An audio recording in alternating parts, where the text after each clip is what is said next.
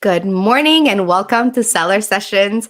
I have a very special guest with me today, Mr. Stephen Pope. Good morning. How are you, Stephen? Hey, thanks for having me on. You know what? I love your voice. You have that like perfect radio voice. Is that I, something that you've created over the years, or it just comes naturally to you? I'm very curious about I, this. I actually used to be a television reporter, believe it or not. Well, And, I would love to hear all about that. I don't usually interview people that have been TV hosts, so I would like to hear about that a little bit. But for those who don't know you, which I'm sure everybody knows you by now, Stephen Pope. I But doubt it. for those who don't know you, tell us a little bit about yourself. So I'm the founder of My Amazon Guy. My name is Stephen Pope, and we are an agency built to grow sales on Amazon. So we have over 160 active full service clients, 55 employees. I'm currently based out of Atlanta, Georgia. Amazing, Atlanta. I've been there twice. I think I've been there for a landmark seminar. Do you know what that is? I haven't been to that one. The funny thing about running an agency is that if you're successful, you never leave your house because I because see. like you literally are like in accounts all day long making hay if you were, and you don't have a lot of time to go out to attend the seminars anymore. So that's been my life the last 3 or 4 years. Wow. But I need to get back to that, and I'd love to see people again and press the flesh, as they say.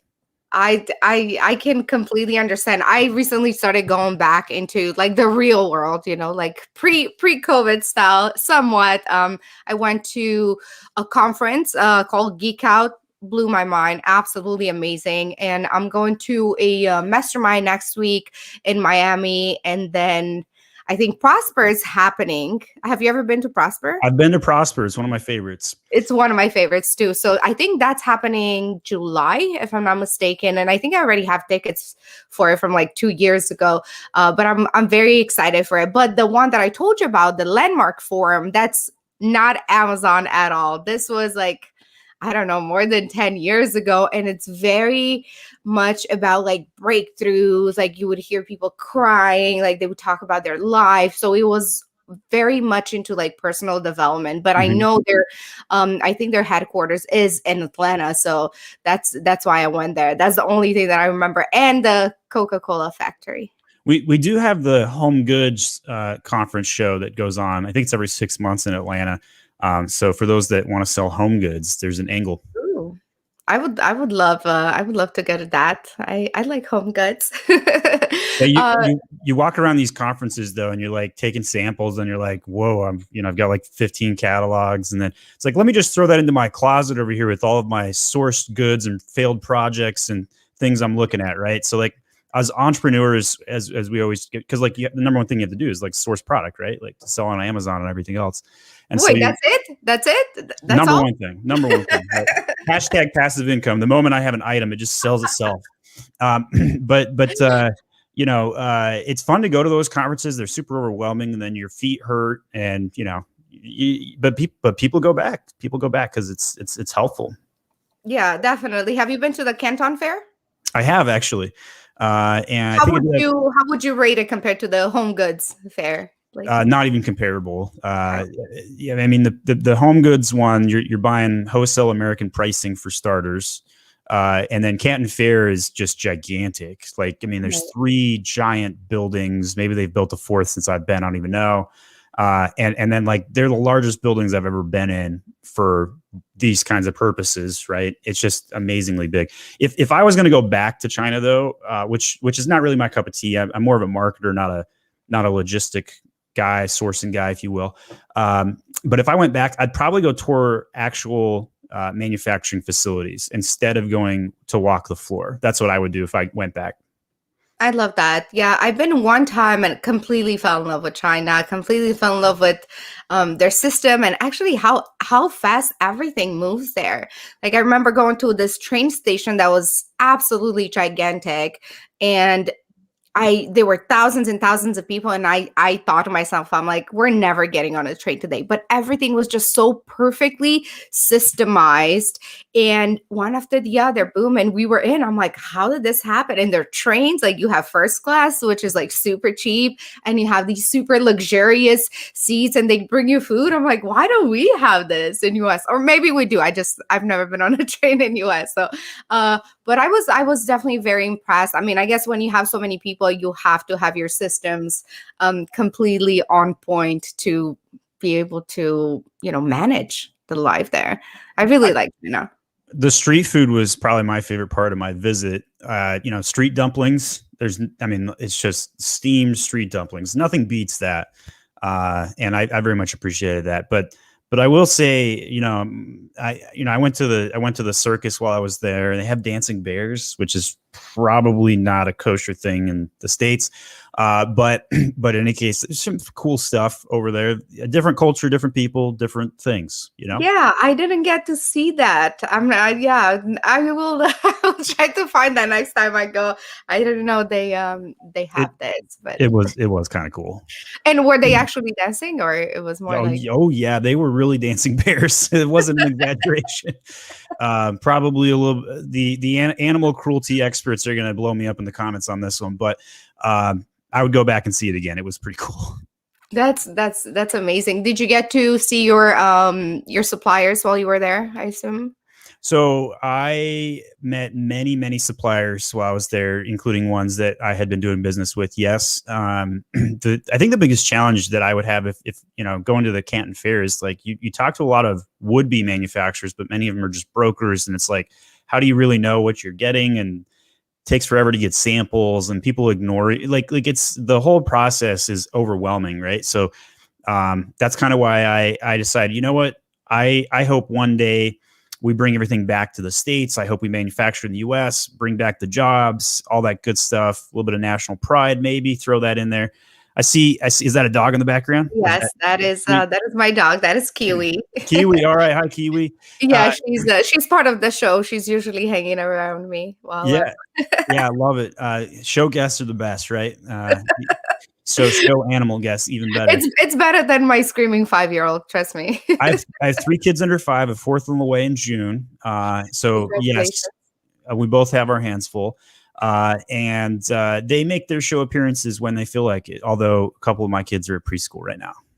Oh, amazing. Yeah, I'm very excited for the world to open up. But going back to China, like since you already went there and you said, it's not that, I guess it's not that easy to navigate. Are there some tips that you could tell somebody as a first time goer? I'm sure a lot of people staying at home, they cannot wait to like explore this new opportunity. I mean, if China opens up, are there some things that you would say to somebody that's never been, like do this instead of this, or any tips when it comes to China? So I would say the most important thing is write down your goals and then write your objectives to meet those goals. And then based on that, back it out. Right. So if my objective or my goal was to go there and find new suppliers, that's a very different objective versus going to find new products. Right. Okay. If I'm going to go find new products, then my measure would be go walk the floor and just look and look and look and see what's coming out new. Right. Because the eastern part of the eastern hemisphere, if you will, has a lot more experimentation, more products coming to market, and they're ahead of the States by 6 to 10, sometimes even 12 months. So, but if I was trying to go find suppliers, then I'd be networking and I'd be spending a lot more time at the individual booths. And instead of, walking the entire line, buildings and buildings of lines of vendors, instead I'd probably be meeting maybe 10% of that, and then trying to spend way more time building relationships. So I would say figure out your goals, and then based on your goals, try and hit your goals with specific measurables to do that. Separate tip from that, I don't speak Chinese. Ni hao, that's the extent of my language right there. And I would say definitely come with a lot of cash on hand. Cash is king. Even your hotel will claim they take a credit card, and then you show up and they're like, maybe not. So that can be a challenge. So I think it's important to bring lots of cash. The other thing I would say is maybe bring a guide, or hire a guide while you're there who can help maybe somebody who's specialized in visiting the Canton Fair can translate for you and build those relationships, because that could save you a lot of time, right? Whenever you're highly successful as a business or as an entrepreneur, there comes a point in your life when you're going to transfer how you evaluate things, right? So like I'm at the stage right now where I'm starting to buy back part of my life, right? And so time is of the essence, very important to who we are as human beings and family, and having time to measure and balance all these things. So hiring a guide is a great case example of this. It saves you a lot of time, focus, and pressure so that you can concentrate and meander more appropriately. Now, if you get the wrong guide, obviously it sucks, but those are the kinds of things I think people should think through if they want to visit China. I love that. So basically what you're saying is like put an intention behind everything that you do. So like if you go to Canton Fair, if your plan is just to like see the Canton Fair, then that's one intention. But if you are looking for products, if you're looking to create a relationship, whatever you're looking for, put an intention behind it. So you said something actually quite amazing, buying your time back. How are you doing that right now? And what exactly are you referring to? Well, I mean, like from a housekeeping standpoint, right? So like my wife's a stay-at-home mom raising kids and her hands are full, right? So we're hiring a nanny, and we're doing those kinds of things to take care of the family. That's buying back your time from a housekeeping standpoint. Maybe it means bringing in people to service things that you would normally do yourself. But in addition to that, from a business standpoint, like an entrepreneur business standpoint, it's hiring the right people, right? And so I think every business needs three things to run: finance, marketing, and operations. And I think as long as you get a C in two of those and get an A in one of them, your business will succeed. You need to be exceptional in one of those three areas. And if you're not exceptional in one and you're just average in all three, you're going to fail like inevitably within 2 years. So when you go to hire the right people to buy back your time as a business owner and entrepreneur, you should hire in strategically one of those three areas. Now, if you as the entrepreneur are really good at one of those three core areas, the question then becomes, do you hire for what you're good at, so you know how to measure it when you hire that person, or do you hire what you're bad at so that you spend your time doing what you're good at? I think that's a debatable topic. Typically speaking, though, I prefer to hire what I'm bad at. And so I think it's important to have a balance in the organization for those three things. At my Amazon guy, I think the thing that we've been exceptional at is probably finance of the three areas, right? The nice thing about running an agency is it's very cash flow positive, and there's not a lot of infrastructure investment. We're completely remote, right? Like when I first started my agency, I was doing it out of my basement, and I actually paid to finish my basement to stick people into it, right? That lasted like 8 months. By the time I finished finishing the basement, enough cars were in the driveway and the cul-de-sac that the city marshal actually came by and kicked us out. Like I had like a 2-day notice to get out. And so then we became remote as an organization. This was predating COVID situation by a solid 6-8 months. So I had a huge leg up going into an all remote business. Well, I decided never to buy any infrastructure. I decided I wasn't going to go rent a place. We were just going to go remote from then on. Well, that mentality shifted like a series of decision trees. Like I'm now hiring talent from everywhere instead of just local, right? My talent pool just drastically increased. There's a lot of things that can happen when you make decisions and hire the right people and build your infrastructure and your organization. And so I think, kind of going back to that goal intention standpoint, like what do you want to do as an entrepreneur? Write it down and then work it backwards like a math problem, which is probably why finance was one of the three that I felt like we did well at. I love that. So you said finance, marketing, and operations, right? Yes. And I didn't do a lot of storytelling and explaining like what I meant by each of those three. And I'd be happy to do that. So like operations is getting stuff from point A to point B, sourcing, logistics, all that good stuff. But even operationally, like managing the company would also go in that, right? And then marketing is, can you get customers? Can you go acquire new customers, and do they buy your product, right? So if you're selling a product, that's your advertising and your SEO, or your merchandising and your conversion and design, if you will. I and see. then finance is your profit and loss statement. Are you actually making money? Are your margins good? Otherwise, if you're a seller on Amazon, are you paying Amazon to work for them? Which is a very common trend these days sometimes.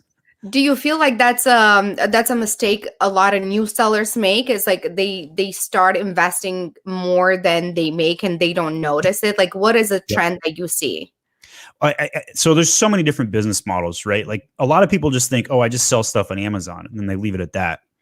That's really like too generic, right? So if you went into all of the different models that are available, there's retail arbitrage, which is kind of a dead beast at this point, but it's what a lot of people started with back in the day. Go down to Target, buy the clearance, show it up on Amazon. Then you get a little bit more sophisticated and you start doing drop shipping. And I think the drop shippers are probably the ones that overinvest the most, right? They're buying inventory too much, and then they overinvest into some of those relationships. And then all of a sudden, the drop shipper or the brand you were working with, maybe even call it reverse wholesale, is kind of one leg up above that. Then those sort of people, they have way too much stock, they can't get rid of it, and they run into challenges. And then after you consider, private label, reverse wholesale, and then brand building, like each one of those areas is a completely different business model. So if I'm going to build a community and I'm going to build my own brand, I'm going to go get a trademark, build some intellectual property, can have conversations with my customers, and I'm going to be the only one selling on my listing in my buy box. That's the future, in my opinion. If anybody listening to this is currently doing one of the other business models, and you're not building your own community, and you're not building your own manufactured product, you're going to eventually lose ground to other people. So I think, like, if you look at it, for the first time ever, we're seeing the Chinese go direct to consumer en masse. And they're putting a lot of price pressure on. Like it's like pushing in left and left, right? Then on the right, you got Amazon aggregators who are sophisticated machines with venture capital money coming in and buying everybody's businesses and putting pressure from a complexity standpoint on the right. Everybody has to up their game, essentially, right? So lower prices, up your game. And then Amazon from the top, putting pressure on from a complexity standpoint of entering the maturity phase. And it's now, you got to have more documents to sell on Amazon. You have to get more approvals and follow different rules and procedures. And so like us as the Amazon seller right now can be very claustrophobic, like trying to, I don't even know the right boxing terminology, but don't get hit from left, right, or above, right? And so all of these sophistications make it harder to move forward as business owners, and you gotta understand what you're doing. And so that's why I think the future is building a brand, but also building a community that upholds that brand and all the concepts behind it. So when you say building a community, this is something that I preach all the time, being in the space that I'm in. And, especially when it comes to ranking, I wouldn't be able to have my agency if it wasn't for creating a very, very large community. So, can you give us some pointers on how does just a simple Amazon seller that doesn't know, much about Amazon just yet, how would they go about creating this community that you're referring to? Yeah, I'm going to give a kind of high level example and go into some details. So from a high level at My Amazon Guy, we have over 650 videos of content we've posted on YouTube. We have essentially become the one-stop shop for any Amazon question, right? Like I've built an encyclopedia of content. And so I get 40 to 50 comments on my videos every single day. And people are coming to us with all of their Amazon problems. Now, mind you, Amazon's system is crumbling right now, right? They just closed their call centers in the Philippines. Most people don't even know that. And it's impossible to get support on brand registry. And there's all these complexities that are floating around, right? Not to mention the business market forces we just talked about with the Chinese and the aggregators and everything else.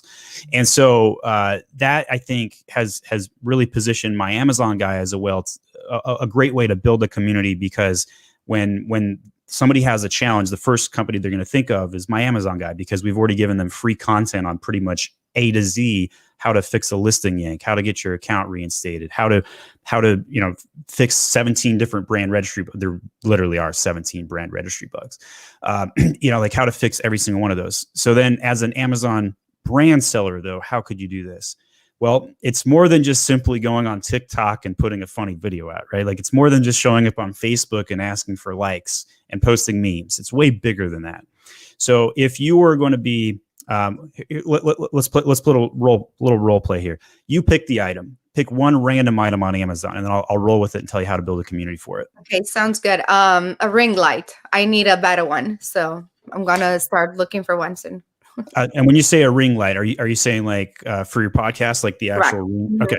All right. So then we know we need to build a community for people that are podcasting and for people who have all kinds of lighting needs. And so we would then take that and dissect it into layers and say, okay, Isabel, what are your top 3 problems? Well, number 1, you apparently need better lighting because you want to look better on camera, right? So like that's a given just by the fact you need that product. But there's probably like 15 other problems you have. And then by profiling you as the target audience and casting a shallow net instead of a wide net, we'd be able to build a community around that. So because I'm also in your target demographics, I know that there's other challenges like how do I actually just set up my tech to begin with? Right? Like I bought this Roadmaster Pro. I'm going to flip my webcam here, right? So it's going to be a little crazy for a second. So I just built this Roadmaster Pro, like 6 weeks ago, and trying to figure out how to use this thing is intense, right? Like I have looked at probably 25 different YouTube videos on like how to actually work this thing and understand it. And I got like this cool soundboard, right? So I'm going to click on a button here. So like, yeah, cool. I got like this cool soundboard and I can like click buttons and all of a sudden I've, so like I got crazy things going on and you're like, whoa, this is cool. Right. And so, but for me to structurally figure out like how to even use the soundboard was a challenge. And then also like, why are there all these tracks? And then there's this thing called noise gating and like the mic flips on and off, right? Like, and then for like a month, I'm using this product incorrectly, right? Like was structurally misusing my own product. So I would then go out and create a series of videos that would demonstrate how to fix all these problems for your target demographic and, how to become an expert in lighting, sound, voice, all of these different things, and then build out endless amounts of content around this and build a community with people that help each other in those exact same scenarios. That's what I mean by building a community. It's pulling together a very specific micro famous. There's a book called Micro Famous, which outlines this very, very well, by the way. So if anybody's looking to replicate this, Micro Famous is the book you want to go read. And you tailor that niche and talk about that one problem and be yourself. Like Gary Vee says this really well. You got to be authentic. If you try to be fake and do any of this, you're going to fall flat because nobody's going to watch that. They can tell. People are smart, right? Like you can't act anymore, right? Like you can't go build a sitcom and call it, Seinfeld and people will show up and watch that on a podcast. Like this doesn't exist. They're like out in 10 seconds. But if you have 650 videos of content around this one problem and solving that one problem, people are going to be like, I want more of that. Now my audience is going to be super small, but it's also going to be super loyal, cult following status almost. And that's what I mean by community build a cult. I love that. I know for probably those who are watching, they're thinking, well, my product doesn't really fit in that. Like, how would you just give us one more example, if you don't mind, since supplements are so competitive? And what would you do when it came to, a supplement that's, a lot of sellers already have communities around that? Are you just trying to copy what they created? Like, what's a strategy around supplement communities? So by and large, it's easier to be the only one doing something versus being the best at it, right? Mm-hmm. So if you were starting out and trying to pick your niche, finding the niche that's not being served is way better to do. But supplements is a great case example of everybody's doing it. The margins are supposedly great, although the complexities are super high, right? But I would say, it's actually pretty easy to build a community around supplements. So there are many different types of supplements. They all have their different needs or desires or what they're trying to accomplish, right? So if we were building a supplement around pre-workout, and we know that there's probably 50 different exercises somebody could do in a workout, we should have a video demonstrating every single one of those. The pre-workout flavor, demonstrating the flavor of the product, I think is another core aspect, right? So somebody's going to swear by strawberry, and other people are going to be like blue raz all the way, right? And so having community content around like what flavor is better can be kind of fluffy, if you will, but it's still appropriate, because if somebody's taking a pre-workout supplement, they're probably consuming this 3 to 7 times a week. And so something like that could be extremely important, right? Take Pepto-Bismol for an example. It's super pinky, minty type of flavor. When I was 2 years old, I drank a whole bottle of it. Had to get charcoal and vomit all over my mother, right? Like, but like that flavor will never leave my persona. Like, I know anybody could say Pepto-Bismol and I immediately taste it. So people who are like into workouts will say the exact same thing. I guarantee it. They're going to feel their workout already starting when you mention the flavor of the supplement. Now, if you're selling a non-flavored pill, okay, we're changing the dialogue a little bit. Maybe you should have gone into gummies, though, because that's where things are at right now in the supplement space. But answering all the questions for that target demographic, if you were selling, I'm going to go crazy on you here for a second, all right? But if you were selling a Russian mail order bribe, your target demographic would be 3-time divorced truck drivers.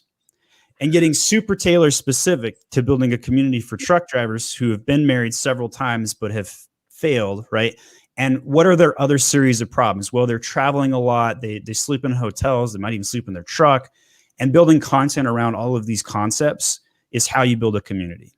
So hopefully I didn't go too far off the rails. No, I like it. Is this a new idea that you have for an agency, or just came to you? Or Yeah, I've sold everything from gold and silver coins, which was probably the easiest product I've ever sold before, all the way to women's plus size clothing, kitchen equipment, and everything in between. But no, I actually have never sold Russian mail order brides, for the record. wow. Well, thank you for letting us know. I would love to know more about the silver and gold. Like, how do you think that applies to right now?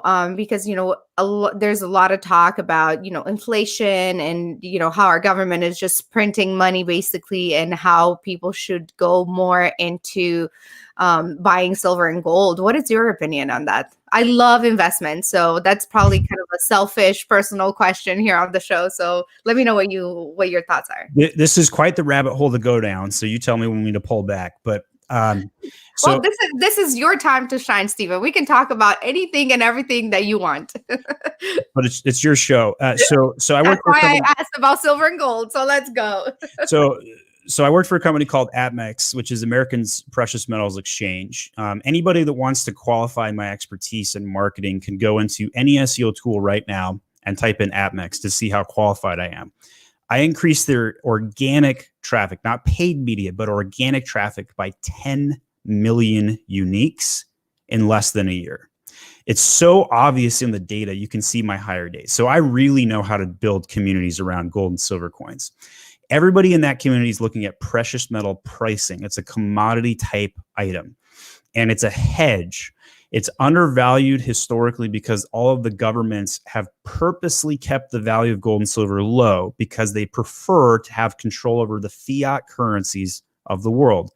The US dollar is on the verge of hyperinflation right now. It's a very widely not spoken about enough topic.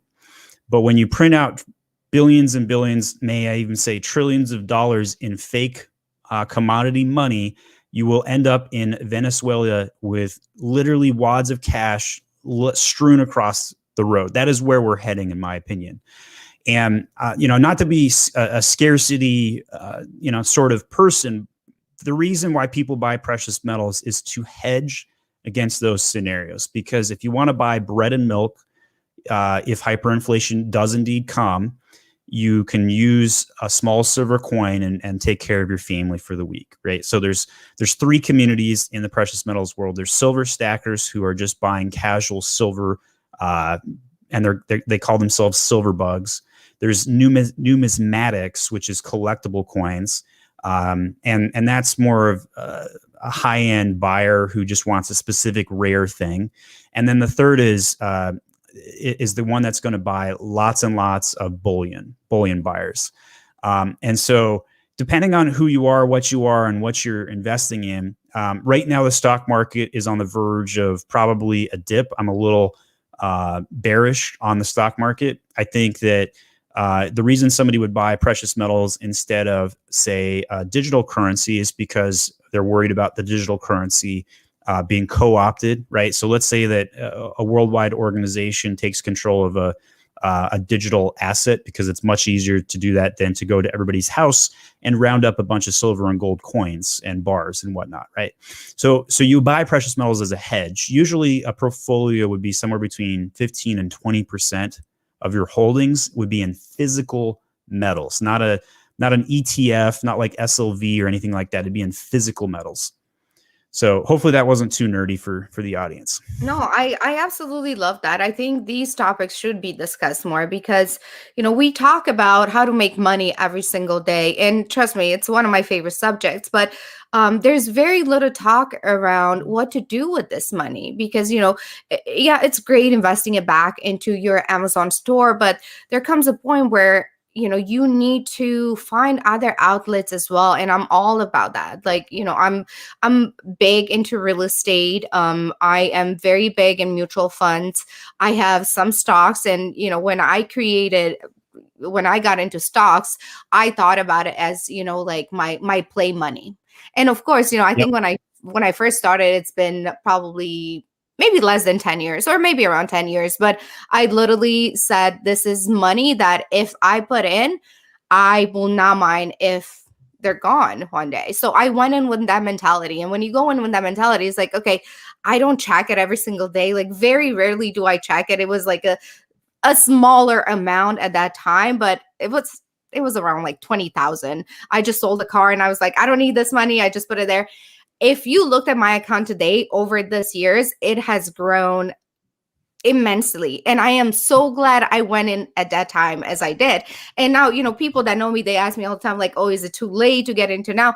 Now, I don't know if I would invest in the same stocks that I did at that time, but it doesn't mean that there's not so much out there right now that you could invest in. And like you said, I really like what you said. You said 15 or 20% into like silver and gold. And what other percentages would you give? Let's say you take you take your profit. How much money would you put back into Amazon? How much money would you divide between different investments? So I think that's a variable question. Again, kind of going back to the goals of the investor, right? So somebody who's young and aggressive is going to be a very different portfolio than somebody who's conservative waiting for retirement. But think about it this way. If you're 65 watching this podcast and you're wondering if you should start selling on Amazon, the answer is no, you should not. It's too complex to get in that late in the game. But if you were somebody who's 22 watching this and you've got $500 to your name, it's perfect for you. It's the sort of thing that you could take a small amount of cash and learn it and spend the time understanding the digital currency and go and launch a brand. Now, for investments outside of Amazon, I would say there's probably a reason why a lot of stupid money is entering the space in Amazon specifically right now. And what I mean by stupid money, I'm talking venture capital. Let me put $1 million on black and go play a roulette, because I know if I put in 10 bets, 3 of them are going to produce enough to make up the difference for the 7 that I lose on. That's the kind of stupid money entering the space right now. And so I would say Amazon should make up a large percentage of your portfolio if you're building brands and building things for long term. But you should hedge, right? You shouldn't put every dime in the same basket, because you do need to have the ability to have some sort of alternative resource, alternative income. Because if you have everything in just one location, it can be a big struggle. So I would say 15 to 20% in physical metals, probably 30 to 50% riding the stock market in some fashion, and the rest in real estate. I think it's important to have access to finite goods, because land is finite, real estate's finite. I also think land right now is at a bargain because of how much, there's a reason Amazon's going out and buying all the malls right now, right? One of my favorite books, by the way, is called The Black Swan. It's written by a guy who basically indicts the bell curve, and ultimately I would summarize that book as the past doesn't predict the future, and highly improbable, unpredictable events, a la COVID, will have a greater impact than anything that you could do. So trying to hedge for things that are going to be a 5 or 10% hit on your bottom line are pointless, and you should be hedging for the things that are going to have an 80 or 90% on your bottom line. As a case in point, there was a chapter in the book that talks about casinos, and the casinos were spending 10% of their profits trying to avoid people from cheating the system. And when the guys went in there and looked at the bottom line, they ended up spending like $150 million on like injuries at the site for building casinos. And that was like 10 times bigger than the cheaters. So why were they spending 10x the resources on 1/10 the problem instead of paying attention to the black swans? So those are the kinds of mentalities that I personally adopt and think through and try and figure out, like, what's the big black swan right now? I think it's Chinese selling directly to the consumers, the aggregators coming in and increasing your competition, and then Amazon entering its maturity phase. That's the black swan Amazon sellers need to solve for. But outside of that, from an investment portfolio, cash is there's a reason the interest rates are so abysmally low right now. It's because hyperinflation is coming. Mm. Very interesting. I love it. I absolutely love this topic, and thank you for the book recommendation. So Black Swan, everyone. I have it. I was looking for it here. I read, I think, half of it, and it was definitely a really, really, really great book. And the other one that you mentioned was Micro Famous. Yes. Is that? Yeah, and I got both of these books behind me on my shelf back there. Micro Famous is really good. It's a really quick read. The Black Swan is a tough read, but Micro Famous is an easy, like, one-day read and really good outline. I actually reached out to the author of Micro Famous on LinkedIn, and then they introduced me to somebody who ended up coming on my podcast. So it was kind of a fun thing to do, right? Like, you reach out to the wonderful. Author. Yeah. So. A lot of people don't do that anymore. I think it's such an honor. Like, if you write a book and like so many people read it, to get an email saying, "Oh my God, like your book changed my life." Like, I don't think people do that anymore. Like, they look at all these authors and they think, "Oh my God, that person is so unreachable," and it goes with really anybody of influence. But I think it would be cool. Like, if I wrote a book and like people send me emails, I would love to respond. Maybe we should go back to that, to be more personal and be more, just try it. I love that you reached out to him. That's really cool. Yeah, I mean, why not? Yeah, like the book is talking about reach out, so it's like, okay, let me reach out. I love that. No, I'm gonna order it today. I always love to get recommendations. And Black Swan, you're so right. Like nobody prepared for COVID. Nobody knew we were gonna get into this, and yet here we are, a year and a half later. What do you think? Why do you think all these aggregators are coming onto the market right now? Like, what do you think brought upon this phenomenon? Because a lot of the other sectors where you could put your money right now are just completely struck in indecision and inability to move forward, right? Biden takes the office and you got the oil pipeline situation, like, so money left oil. And then you look at the fact that COVID shut down a ton of the manufacturing, and like lumber prices are up because people aren't cutting down trees because there's just a series of events that can occur from these situations. And so when you look at Amazon, it's a growing sector. It's like the fastest growing sector compared to everything else. So that's why money's coming here. There's no other safe haven, and Amazon businesses are undervalued. So you're going to see multiples go up this year and next year. And for those that are sophisticated, hold on tight. Don't leave. Like, you have a huge business on your opportunities right now. This is the time to double down, not check out. But if you're an unsophisticated seller, you can't keep up, you're not watching podcasts, you're not watching this particular show, then those are the sort of people who should sell out and move on, and then go put their money in real estate somewhere else, because it's an ever-changing, changing ecosystem. And the money is going to accelerate. We are just getting started. Like, we're in the second inning of the baseball game right now. And once we get down to the bottom of the fifth or the sixth, people are going to be like, oh my gosh, right? Like, we're just barely seeing the scratching of the surface of venture capital round one. Imagine when the true private equity comes in and then it goes public sector. Like, we're going to have a completely different model in 3 or 5 years on Amazon. That's yeah, that's very, very interesting thought. Are you saying, would you recommend for those who are listening, maybe brand new sellers or somebody that hasn't even started yet, to go into the Amazon business with this thought in mind? Like, let me create a brand with the idea of selling it to an aggregator. Or are you saying go in, really build a brand and hold it? Like, what would you do as a brand new seller right now? Build to hold is definitely my recommendation, but many will make a great dollar by building to sell. There's nothing wrong with that at all. It just depends. But if you're going to truly build a community, then you should be doing something you're passionate about that you could do for the rest of your life. The people that do that are going to be way more successful because they're the sort of people that are going to get up on Monday. They're going to look at their suspended yanked listing and say, I can do this and get through it. Right.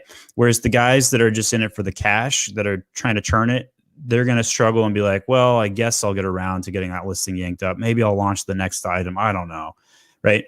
I have a side hustle called Momster, and it's a funny wine glass brand. And I was organically ranked #1 for the term wine glass. I then went on the podcast circuit, talked to a lot of famous people like you. And then I talked about how my wine glass had a 42% conversion rate and how it was doing great.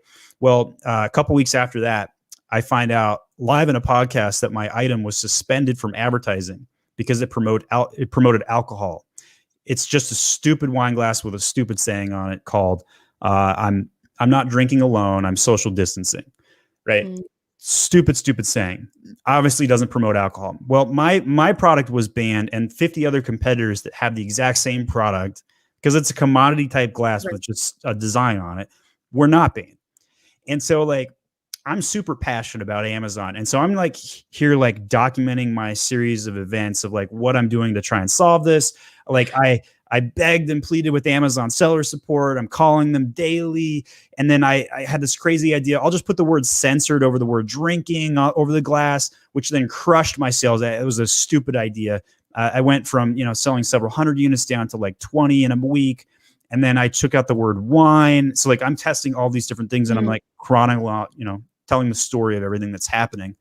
And I'm passionate about it. And like, I'm going to keep going and I'm going to keep testing. But somebody who just built a brand to sell it would not spend the effort trying to recover that. They would just GG, go next, good game. I'm going to the next thing. Oh, so passion matters. That is true. So what happened with that? Are you still in the work? I'm still fighting it. Right. Like a week ago, I took the word wine out. And I'm like quoting the Amazon T&C back to Amazon. I'm like, here's where your policy is. Here's what it says. And here's why my item is compliant. Like, unban the listing. And it's the problem is it takes 4 or 5 days to get a response, and you don't actually know like which thing that they're pissed about. And so like I removed my A+ content, I removed my secondary images. I did everything that you're not supposed to do to make an item sell just to get it unbanned from ads. And the reason why this mattered is because when I lost the advertising ability, I started losing ranking, right? And rank, you run rank, Bell, you know how important rank is. Without rank, then your listing loses a lot of traction, organic sales, et cetera, et cetera. And even though PPC is supposed to only be a 6% factor in SEO since the A9 update of Amazon's algorithm, it still has a major impact if you're in slot 1. So I went from slot 1 down to slot 25 in less than 2 weeks, and it just crushed my listing. And so, I'm sitting on a ton of inventory and all of those problems that curtail. So the nice thing about being a practitioner, though, when you run an agency, is that you can understand how your clients feel when something happens to them. Yeah. So obviously, a lot of the silver linings and benefits are present for me. And that's why I can go out and tell the story and not worry about, people reporting me because they saw my listing was doing better than theirs, which is probably what happened. And it's a cutthroat world, but it is what it is. Thank you for sharing that with us. Yeah, I just, for a lot of sellers that come in right now, Amazon is definitely difficult. It's definitely difficult at communication, and I'm not quite sure why that is. Amazon is just so amazing at customer service. They're like the best, which is what made Amazon #1. But then you look on the other side and it's like a complete opposite. And I just can't wrap my mind around it. If you have the capital, if you have the force, the power to create the best, the number one customer service in the world. Why can he not be at least half of that when it comes to sellers? Do you have any response to that? I do. Jeff Bezos wants to get off the rock. And I literally mean that. He wants the dude does not care about sellers at all. Now it's coming back to bite the system. Like there's going to be a turning point here. Like things are getting better. They're now calling you before they suspend you, right? Like there's some tons of positive things that are happening in the platform, but it's hard to pay attention to the positives when the negatives are so large, right? So it is what it is. But like I'll ask that same question for a different platform. Why hasn't Walmart caught up to Amazon? Walmart arguably has a better logistics system. Why can't they do what Amazon does? And it's because once you integrate for a particular solution, it's hard to adopt alternatives, right? Walmart bought Jet. They couldn't integrate Jet. They had the greatest tech in the world and the greatest logistics, and they could not marry the two together. Could not do it. And so Amazon's in the same situation. They will never, ever be customer centric for sellers. It will never happen. You're on your own as an Amazon seller. That doesn't mean quit. By all means, like my message today has been, it's harder than ever. However, it's worth it if you pay the piper, if you pay the sweat, tears, and blood required to make it happen. It's like running a business. It's the same thing as running a restaurant, running a gas station, a retail store. You have to put in the sweat equity. And Amazon FBA spoon-fed the population an easy business model for years. And now everybody's like, oh, well, they're taking away some of my advantages, and some of that's kind of going by the wayside. So, but by and large, if you're serious about what you want to do, I say have at it. Go get on Amazon, double down, increase your SKU count, go source more items, go to China, grab all those things that will make you happy, healthy, and long-term solvent, and build the community to support all of that. And you're going to do great. What a great advice. I love that. Are you launching any more brands, Stephen? Or you are? Yeah. I just trademarked another brand last week. Just got my brand registry code this morning. We filed more than 300 trademarks in the last year. It's a lot of people are launching brands these days. And so I'm going to have some gift boxes coming out here, some new brands I haven't launched before, a men's line, a women's line. And I'll probably even launch some new interesting things and toys that are for hobbyist adults in some interesting categories. So I have a lot of things I'm going to do. I'm going to take the money that the agency is building up and dump it over and pad my portfolio into my own product businesses. How do I even ask this?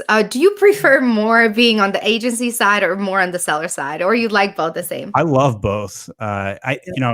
The honest answer is I would rather just watch my mobile app ching ching ching all day long. That's the honest answer, right? Mm-hmm. But I obviously have a huge passion and love talking to the community and running an agency. But running an agency is taxing. It's hard. It's never ending, right? You always have you got to go from one thing to the next. There's always a client that needs something new. You have to hire people. So like running an agency is not the same business at all. It's like running an HR company, right? Like, you get an employee that quits over the weekend, and then you got to go, reassign all the clients and save face and be like, well, we don't know why he quit. He just kind of bounced. Sorry. Like those are the sort of things you deal with as an agency owner that keep you up at night. So, but yeah, I think that we have a strong agency and we have the ability to go through any of those growing pains that agencies have. And it's fun to go out and grow other people's companies. I think I'm way better at that than growing my own. So that's why I do what I do. And you are also a podcast host. Yes. So every Friday at noon, I take live Q&A. So if you liked what you heard today and you want to come ask me any Amazon question, Friday noon Eastern Standard Time at youtube.com/myamazonguy. I love that. And what's one of like your favorite episodes that you did? Maybe with like a super special guest or anything that you can bring back to us? I have had everybody on my podcast including yours truly, Isabella, on my podcast. And I've also had people like Bradley Sutton from Helium 10, James Thompson from Buy Box Experts. But I would say that the thing that was most interesting this year was probably when I brought Thrasio on, because being able to hear from an Amazon aggregator who's number one in the space, to see what they're doing and why they're doing what they're doing. I think everybody wants to know, like, hey, how's this going to change and affect them? So that's probably my pick for Q1 of this year. I love that. I love that you are so out there. You do the podcasting, you have your agency, you have like all these multiple ventures. And how are you staying sane? And you have And 4 kids under 5. Yeah. yes. How do you manage your time? How do you do that? It's a juggle, right? Like sometimes you got to let one ball drop occasionally. But I'm trying to put myself up like what I'm a master at is content generation, which is why I'm on the podcast circuit. I used to be a television reporter, did all those sort of things. And so I've had to take a step back from client management, hire the right people to manage some of those operations, but give them my fundamentals and SOPs so that they do it the way that's consistent and, do it the My Amazon Guy way. And so it takes time. It takes a lot of patience and time and effort. But because I'm passionate about everything we talked about today, I could go on and on like the Energizer Bunny. So sign me up for more. I love that. And you're always opening new brands. So kudos to you. I really appreciate you coming on the show today. I know you have to leave. You have other engagements for the rest of the day, but I do appreciate you coming on today. And I hope it wasn't too much Amazon talk today, because I know that's that's literally what you talk about all the time. So hopefully this was a nice break from it. Well, thank you very much. And it's my pleasure to be on. And I like your style. Thanks for having me on. Oh, you're so sweet. Thank you, Stephen. And we'll talk very soon. Actually, you know what? Tell people one more time where they can find you, because I think your podcast is amazing. So subscribe to the podcast on youtube.com/myamazonguy. And if you have any questions that came out of our discussion today, you can send me an email to podcast@myamazonguy.com. I read every single one of those. Awesome. And thank you for the book recommendation, Stephen. You're very welcome. Thanks for having me on.